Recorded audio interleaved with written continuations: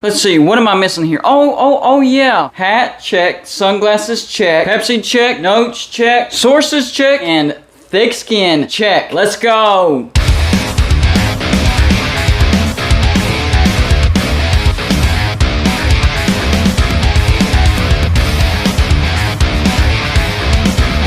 Welcome back to Going to Blue Dude, everybody, and all we do here is college football. So if you're a college football fan, go ahead and hit the like and subscribe button. And as always, feel free to send gear to represent you and your team. Look around. That's what my background is made of. So if you want to be a permanent part of Going to Blue Dude and my background, send gear to represent yourself and your team to P.O. Box 360, Liberty, South Carolina 29657. Well, we're about halfway through the season, so I thought to myself, this might be a good time to kind of figure out whether the guys that transferred from West Virginia are regretting their decision or they're happy about their decision. Three names immediately popped in my head. Hakeem Mezador, who transferred to Miami, Daryl Porter Jr., who also transferred to Miami, and Winston Wright Jr., who transferred to Florida State. First, I'll start with Winston Wright Jr. because he was actually in a car accident before the season even started. He suffered an injury to his leg, so he hasn't played a single down for Florida State. I don't wish any type of injury on anybody. That's just an unfortunate circumstance right there. But maybe if he stays at West Virginia, that doesn't even happen. And look at West Virginia's offense. West Virginia is averaging 39 points per game. That's 20th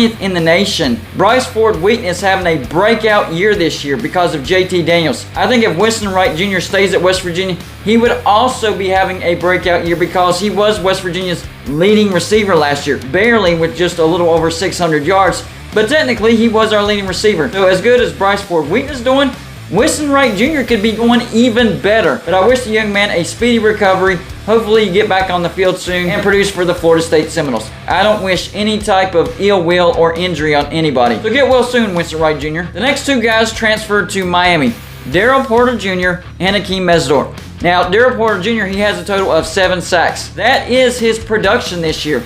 Now, Hakeem Mezador, he's actually done just a smidge better than that.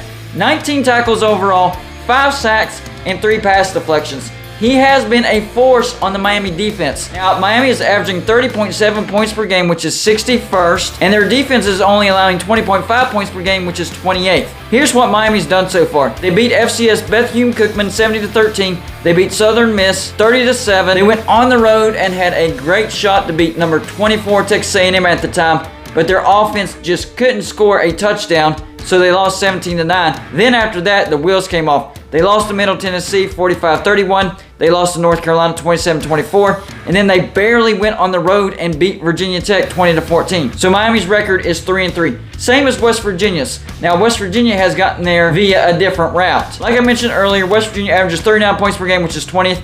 But we are allowing 31.3 points per game, which is 105th. West Virginia is also 3-3. But we lost on the road to number 17 Pitt at the time, 38-31. We lost to a much improved Kansas in overtime, 55-42. Came back, beat FCS Townsend 65-7. Went on the road and absolutely demolished Virginia Tech 33-10. Stayed on the road and got demolished by Texas 38-20. Came back home and beat Baylor somehow, someway 43-40. Now, if Hakeem Mezador was on the defense, I think we win the Kansas game, because that would probably give us the defensive line to get at least one extra stop so the game doesn't even go into overtime. We probably even beat Pitt because of our defensive line is even better in that game as well. So West Virginia is at minimum 5-1 with Hakeem Mezador. I'm not sure about Texas because we lost that game convincingly, but you never know. Maybe Mezador flips that game as well. And I think Mezador would be a star on West Virginia's defense as well because our defense isn't very good. West Virginia is actually lucky to be 3-3. So you put Hakeem Mezador on this defense. He was the leader. He was the role model for everybody to look at. Every time the coach wanted somebody to do something right, he was like, look at Hakeem Mezador. That's how you do it. So he would be the unquestioned leader of this defense. And right now, that's what this defense is missing. So I have no doubt that the defense would be much, much better with Hakeem Mezador. I mean, we can talk about Tykke Smith over there at Georgia. He had some injuries in the preseason over there in Georgia. Georgia has a lot of preseason injuries. I don't know why. And they haven't really given him the time of day anymore. He was the _1 safety whenever he transferred over to Georgia, and he hardly gets any playing time. Dude, just come on back. Transfer back to West Virginia. You will get plenty of playing time. You will be the star of the defense, and you could be the #1 safety again in the nation. Just come on back to West Virginia. We already know that you're regretting it. And I know. You have a national championship ring sitting on the bench. Well, you got it, all right? Good to go. Now you can transfer back and help West Virginia. So transferring from West Virginia to another team isn't always the best idea. Has it worked out for Hakeem Mezador? Well, yeah, in a way, he's had a pretty good year, but Miami does not look good. Does not look like the team that everybody thought it would be. And that's why Hakeem Mezador transferred to Miami. He knew he would be a star on the defense, and he thought that Miami would be competing for an ACC championship. No, that's not happening. In fact, we have a direct comparison. Miami goes on the road and barely beats Virginia Tech 20-14. West Virginia went on the road and absolutely demolished Virginia Tech 33-10. So that tells you Miami might not even be as good as West Virginia this year. Similar records, but Miami does play in the ACC, so they might end up with more wins than West Virginia. But overall, West Virginia might be the better team, especially on offense. There's no question that Miami has the better defense. There is no question about that. West Virginia's defense is terrible. But as an overall team, Miami does not look good. That loss to Texas A&M, they have not been able to get out of their mind. We'll see if they can finish strong. But up to this time, Hakeem Mezador might be regretting transferring over to Miami. Things have not worked out the way that he thought it would. And Winston Wright, man, that's just a terrible car accident. Unfortunate events right there. I hope you do go on to have a speedy recovery and have a great career over there at Florida State. Florida State actually looks good. Let's talk about Florida State real quick. They're 4-3, so not the best team to brag about, but much better than what they have been. They started off the season very, very hot. They beat FCS Duquesne 47-7. They basically went on the road and beat LSU by a block point after. They won that game 24-23. Then they went on the road and beat Louisville 35-31. And then they beat Boston College 44-14. But since then, 3 straight losses. They lost to number 22 Wake Forest 31-21. They went on the road and lost to number 14 NC State 19-17. And they had a 17-0 lead at one time in that game. And they just lost to number 4 Clemson 34-28. The remaining schedule for Florida State, a little difficult, but not that bad. Next up, they get Georgia Tech at home. But Georgia Tech is a much improved team. They are on a 2-game winning streak, and they will be coming out of a bye. After that, you go on the road to Miami. That's going to be a tough game.